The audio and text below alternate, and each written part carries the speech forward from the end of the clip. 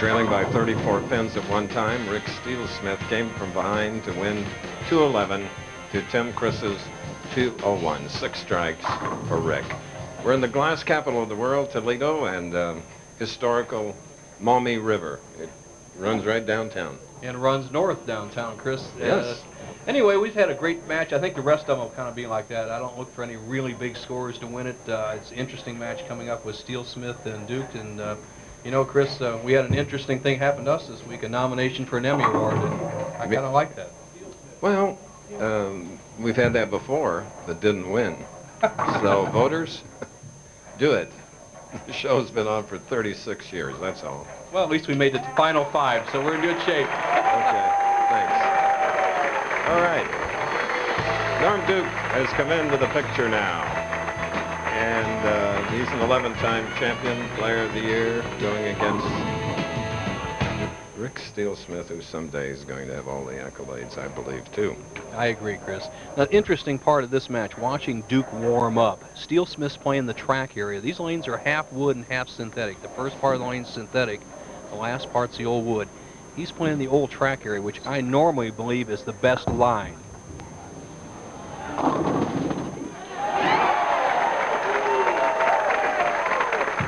However, that's a Potawatomi Scout.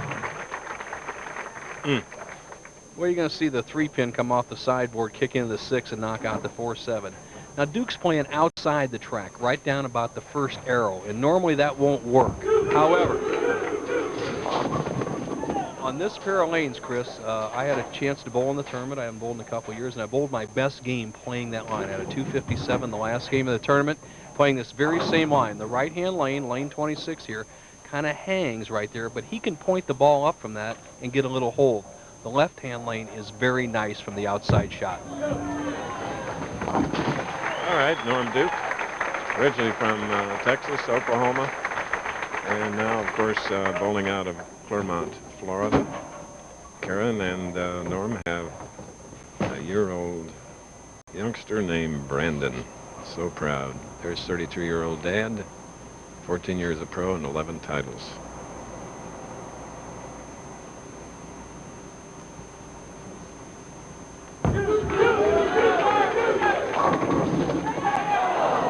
Just missed the 10-pin. Norm in his approach, it's very interesting. He's using a little more approach. And then halfway through, he sort of has a little hitch.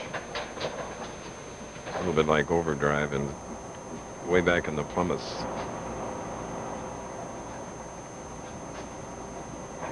There. A little stop and go, but it works. 2 spares, and here's Bo. Thank you, Chris. With me is Tim, Chris. And Tim, you know, it was a pretty even game. You left a ripping 4-pin where you really could have put him on the ropes, and then the 10th frame, the second shot. Yeah, I just didn't really catch it real well. Threw a little too far right. I didn't want to miss left and go through the face. I thought I'd give it a chance, and I just gave it a little too much room. Okay, you're having a great year, and good luck next week in Erie. Thanks, Bill. All right, Chris. Okay. How could he not also get the 4? Well, nothing tripped it. Close. So, Rick Steelsmith will do the right of center. Let's watch him place himself. Just slightly. Going for the 4. Smooth. Very smooth. Oh, you mentioned you bowled this week in the PBA National. Average 201, Chris. It was a real struggle. They had, as I said, a very demanding lane condition out here, and obviously the best 5 have made the final 5 here. And I really felt the championship pair was one of the more playable pairs. So you can play either angle, inside where Steelsmith is playing, or down the outside like Norm Duke. Well, Bo, you thrilled a lot of fans by coming out and going the long route. You know, it's just great that you do that. Well, thank you. I need a little work, a little ragged, as you see Norm Duke fiddling around with his thumb hole, and basically does that all the time. He puts a cork gripper in his thumb and then puts tape over the top of it and adjusts it all the time. But he's a constant fiddler with the feel of that bowling ball.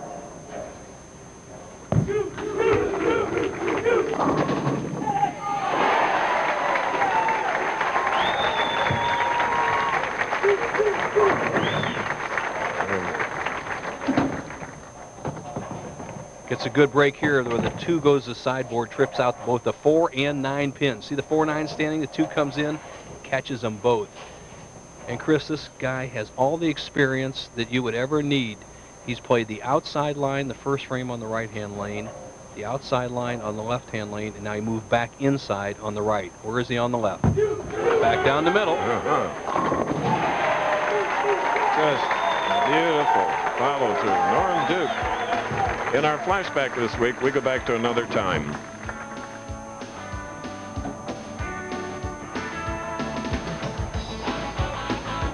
Down memory lane, we go this week to 1982 when Toledo was the site for the PBA National Championship.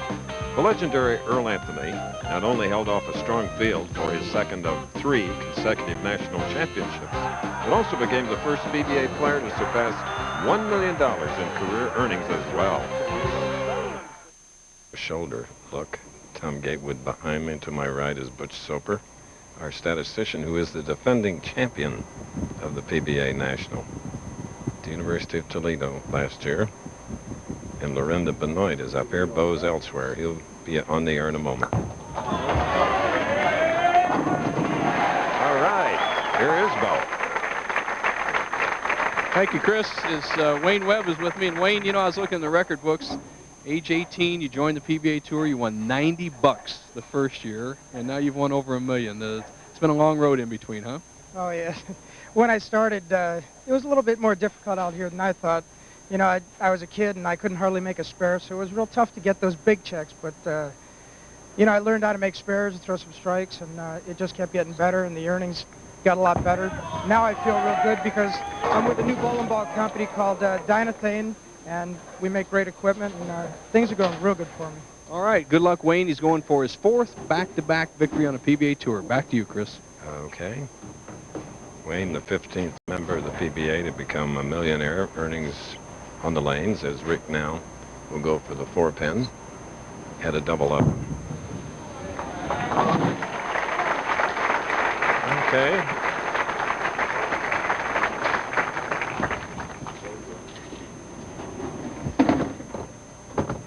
Well, Norm Duke is throwing one on the outside, the inside, down the middle. I was talking to Brian Voss over there. He says this guy's either real smart or crazy. We'll see what's happening here.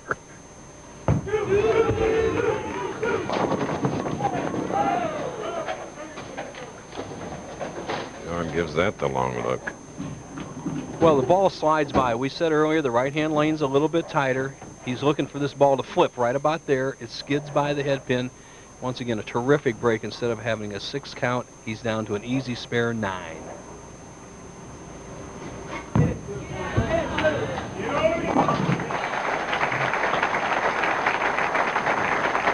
Our 2-day coverage of the Nabisco Dinah Shore begins next from Rancho Mirage, California. The LPGA's best will battle it out in the first major of the year. That's coming up next. I like to watch those women play. They actually play at my home course, Forest Hills in St. Louis, the end of May.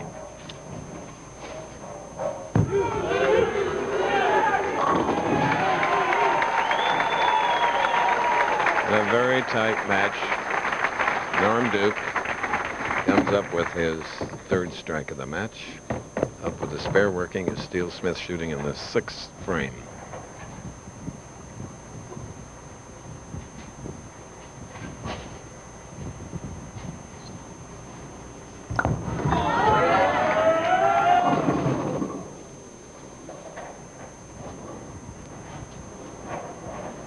See Steelsmith just missing the track. We said there's a defined area there. You can never get it out of the lane. He goes wide. The ball kind of rolls out, leaves the 1, 2.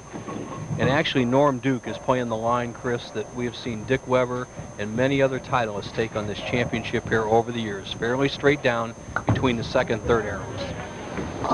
Nice mark, bending in and covering the two pins on the right lane. We're at Imperial Lanes. Beautiful facility as we look at Sherry Gradham, the tournament chairperson, and she has a lot of work to do, and she does it with such ease. Nice going. Former St. Louis and transferred up here to Toledo, Ohio, running the tournaments. Now Steelsmith should hit this lane. The inside shot he's playing favors the left-hand lane. The key for him is going to be 26.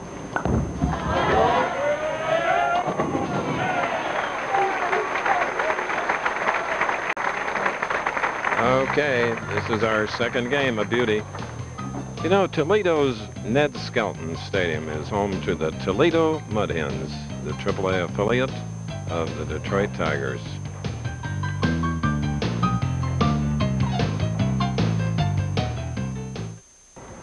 All right, back again, Norm Duke, who led in the first, second, and sixth rounds of this national championship, has a strike working.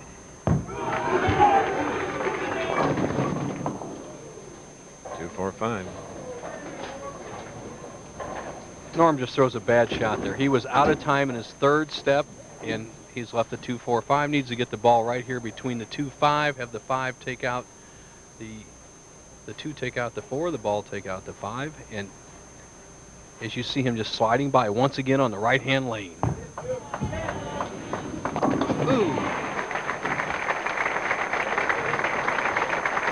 Chris, interesting part about Norm Duke's game, Walter Ray Williams Jr., who did not cash in this tournament, got off to a slow start, has been voted the best spare shooter on the tour, but I really believe that Duke has the best all-around spare technique, as you see him fiddling around with his bowling ball once again. Now he's going to be right about here in the center. He's going to slide in this area here, fairly straight approach, and his target area is going to be right between the second, third arrows. He's going to play a fairly straight shot. He can throw a big hook, but I feel it's the best in this championship round to go right there.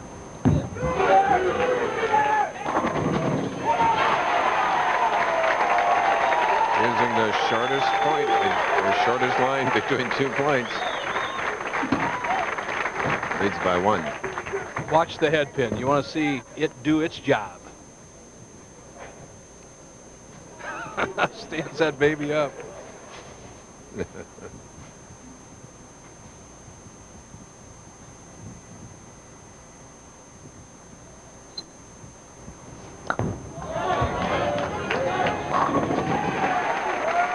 Big strike for Steelsmith, coming in the 8th frame, gives him a 9-pin lead.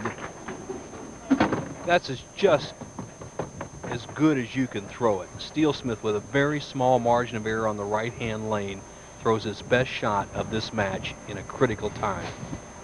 9-pin lead, can extend to 19. Possible 247 for Steelsmith, possible 238 for Duke.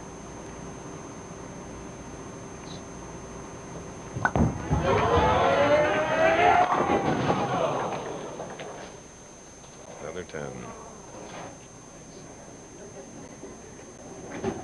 Having a little fun with the crowd, but that was a key shot, the ringing 10. Steelsmith changes ball, something with a little lower surface friction sliding across as Duke, who never watches his opponents, contemplates the next frame.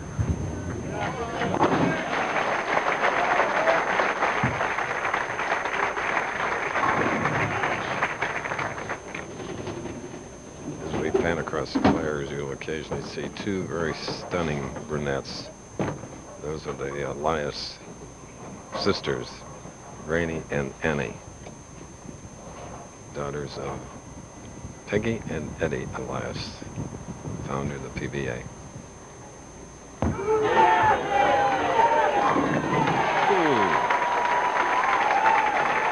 Pretty smooth, Nelson.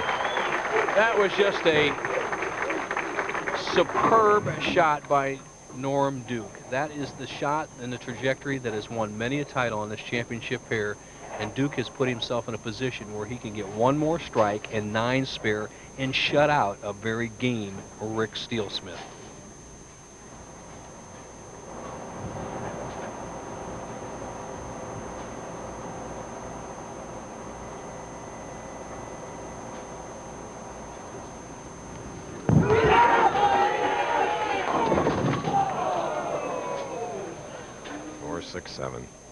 I think he knew he had trouble when he let it go. He pulled it left to target, no help in the center of the lane.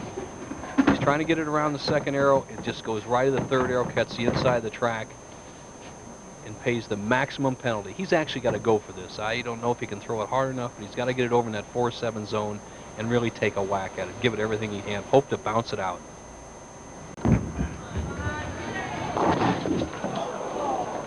Almost.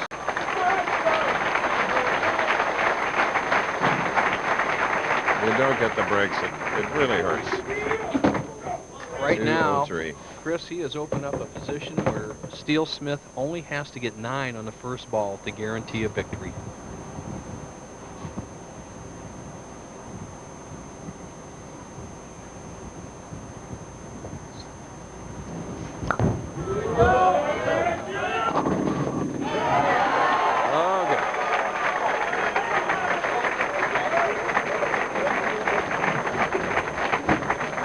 Rick's Day.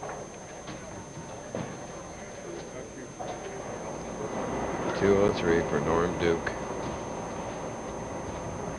And Rick Steelsmith has won it, and he will meet last week's winner, Wayne Webb. It doesn't get any easier, does it, partner? No. And after that, Brian Voss. An equipment adjustment could be the answer you're looking for better scores, according to my colleague, Nelson Burton Jr.